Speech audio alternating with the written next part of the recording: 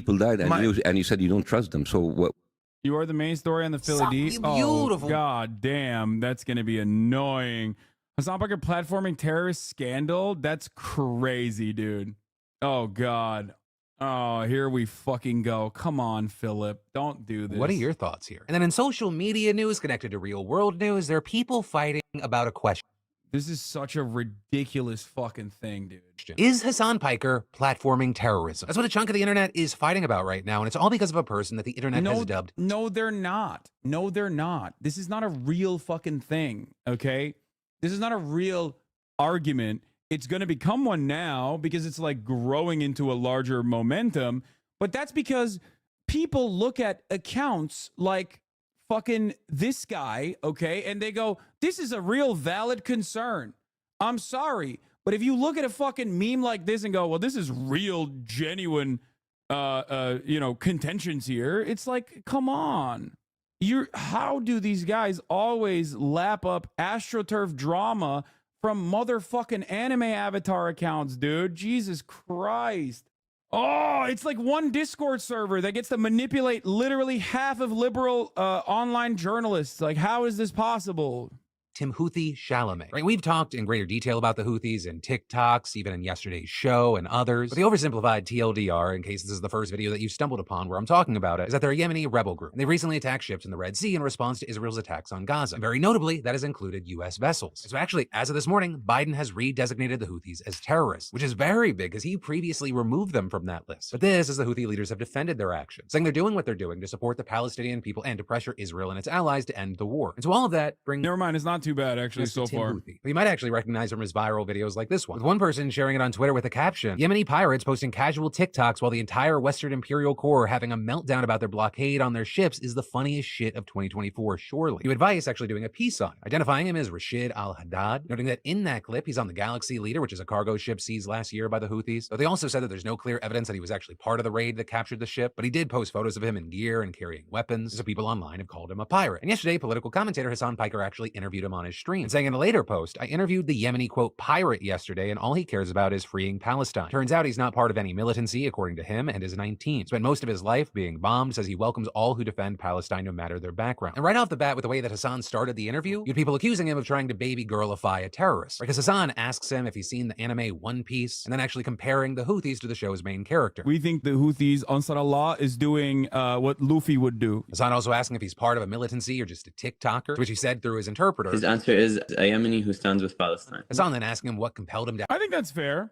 actually go on the ships, as well as other questions about news coverage about the situation and motivations behind it. Says he likes adventures and he is a big supporter of Palestine. He's just reiterating that the cause is to cause disruption to the shipments that Americans have interest in until they stop bombing Gaza, and that if they weren't affected by it, then they wouldn't. No, this is not bad. It's just clickbait title. Or unless it like takes a heel turn. Oh, it's gonna take a heel turn. Never mind. He's fucking framing Destiny as a decent interlocutor in this subject. Liberal Philip Defranco, you're putting a fucking person who has routinely said, I am Osama bin Laden, and is like one of the most Islamophobic people literally in liberal media. Retaliate on Yemen. And in this, there are also other bits unrelated to the conflict, or things like what is life like in Yemen, what other TV shows that he watches, stuff like that. And so with all this, depending on where you went online, you had people having drastically different reactions. There was a lot of backlash, people saying Hasan was platforming a terrorist. Like the people that he's platforming in this coverage are random ass fans of Destiny who are absolute psychopaths. Okay. I'm sorry. This is not like valid coverage. This is not real. Okay. I mean, maybe he'll show like the other side of the story. People honing in well. on that whole One Piece comparison, saying that's brain rot. It's actually one of the most viral reactions to that being from political commentator Destiny. Dude, we think the Houthis, Ansar Allah, is doing what Luffy would do. You should tell him that. God, he's so cringe. He's like such a cringe loser. I would pay so. Dude, it's so sick. I hadn't seen this clip, but I do love personally that this is what stands for political commentary. That's awesome. We'd raise $1 million to send this dude to go fight in Yemen, and then all of us would volunteer for the Navy. Holy shit, he's such a cringe, LARPing loser I cannot believe, like, nobody in the history, no fascist ever could have dreamed of such an amazing representation of socialism as the most anti-American, like, pro. Wait, so his political commentary is that I should go to Yemen and get blown to bits? That's the retort that he has, and that I'm cringe. Like, my take on the One Piece comparison is, one, partially a joke, but two, to, you know, try to open up more conversation so he doesn't immediately assume that this is a hostile audience. If you guys noticed in that interview, I also asked if he had any affiliations. Okay? How dare you relate to people through shared interests? Exactly. Great take, man. Thank you. Thank you for your political commentary on this matter. I'm cringe, and I should get blown to bits, and you should join the Navy with your fucking loser 38-year-old IT specialist brigade of cyber stalkers. I love his commentary being, I hope American empire kills you. And Philip DeFranco's like, well, I think these things are valid. Islamic terrorist, Turkish immigrant loser that is like cheering on attacks an Islamic terrorist Turkish immigrant loser on merchant ships as this multi-millionaire guy living in West Hollywood. On the other side of this, you had people defending Hasan, saying that Hasan is actually doing the public an enormous service by speaking to a regular Yemeni guy with regular hopes, dreams, and hobbies, and asking, where were you? I like that the people defending me are being like, hey man, it's normal to humanize a regular 19-year-old that's like grown up being blown to bits. And then the people who are attacking me are like, hey, this Islamic supremacist Muslim terrorist loser should go to Yemen and get blown to bits by the Navy. I can't wait for all of us to go and join the Navy so we can kill him. That's good. That's good.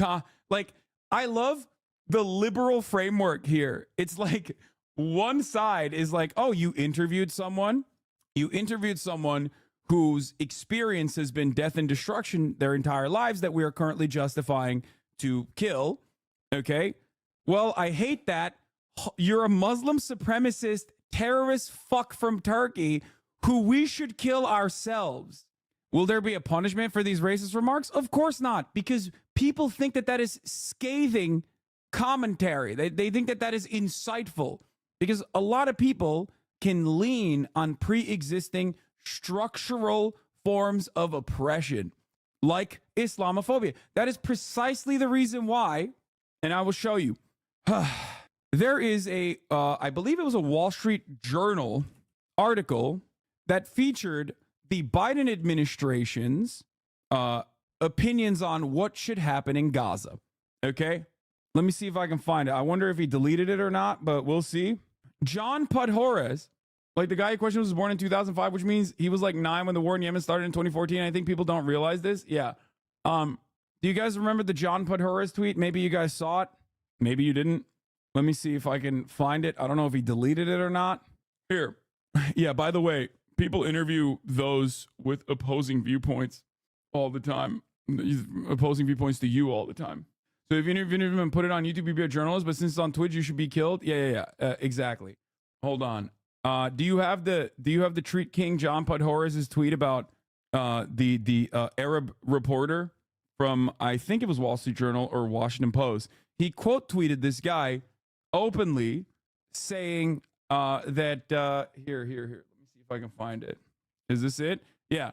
Akbar Shahid Ahmed wrote about the Biden administration and what the Biden administration's plans were for Gaza, which was a continuation of the Trump administration's opinion on what to do with Gaza, right? Completely wrote off Palestinians entirely.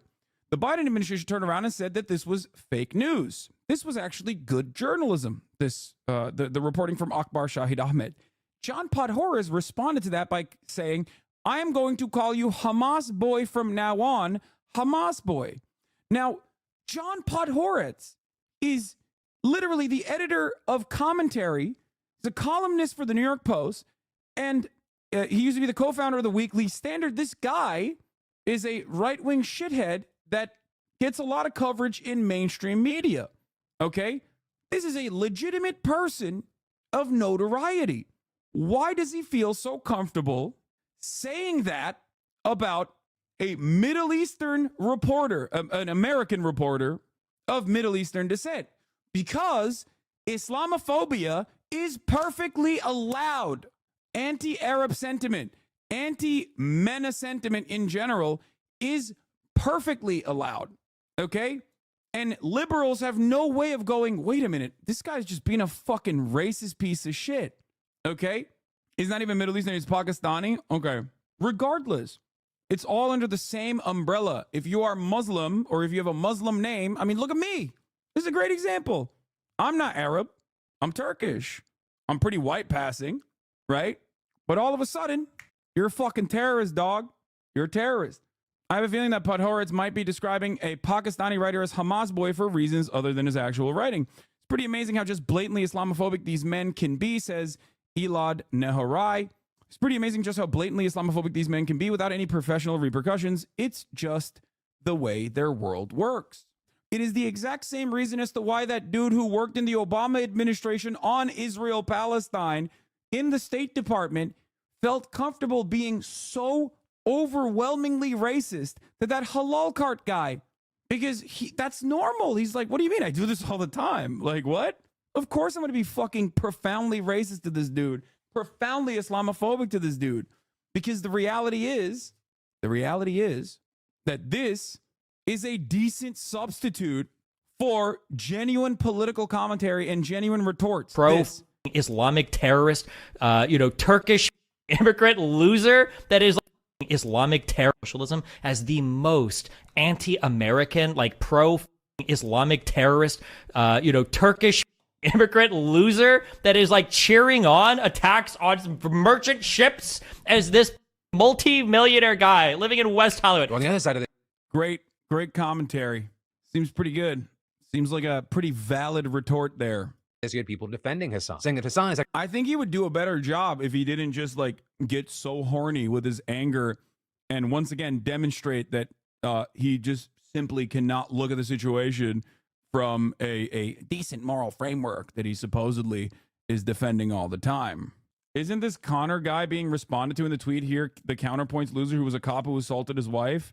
That's what I've heard. Anyway, this guy works for him, I think, but let's continue. It's actually doing the public an enormous service by speaking to a regular Yemeni guy with regular hopes, dreams, and hobbies, and asking where were you for the past 10 years when the Yemeni people lost lives and limbs just for the crime of existing. And others saying that the interview is actually amazing, with Hasan humanizing him and wanting us to understand that he is just a normal Yemeni teen. But with all that said, I gotta pass the question off to you. Where do you land on this? I know there's two camps. I don't know if there's a third where you're landing somewhere in between. What do you think about it? You were kind of taking him out of context, even in that clip. Wait, really? Can you please explain to me the worthwhile commentary of someone saying I'm like a cringe pro-Islamic terrorist loser from Turkey that should go into Yemen, and then you guys can kill your fan base can go and join the Navy so you can kill me? What's the commentary there? Oh, you mean just the beginning? You're kind of taking him out of context. You missed the start of his sentence. I love the brain worms that people have where they're like, no, you don't understand. This is actually, I'm going to sit here and intellectualize a racist screed that you've heard 1,000 times over from many different types of people, including in the right-wing sphere of influence, but certainly from liberal commentators as well. Like, the notion that there is some genuine, valid, principled stance here and not pure Islamophobia is hilarious, okay? It is no different than the Reddit debates that I read when like the two dumbest motherfuckers on the planet duked it out on the Trainwreck podcast. Okay. Aiden Ross versus Destiny, right? Where Destiny's literal fucking argument supposedly was simply saying that one of Aiden's Muslim friends was actually a terrorist who died with a suicide bomb. He made a fucking suicide bomb joke, and then his entire psychopathic fan base on Reddit were trying to moralize that and intellectualize that to be like, well, actually, the likelihood that someone who's of Muslim descent, a random Muslim person who probably would die by being a suicide bomber is actually quite high, which is precisely the reason why, making that claim is perfectly valid. Now, of course, the other side of that conversation is not a valid one either. Aiden responded by calling him the F slur like a fucking million times over. They were having a mid-off. Okay? Whew.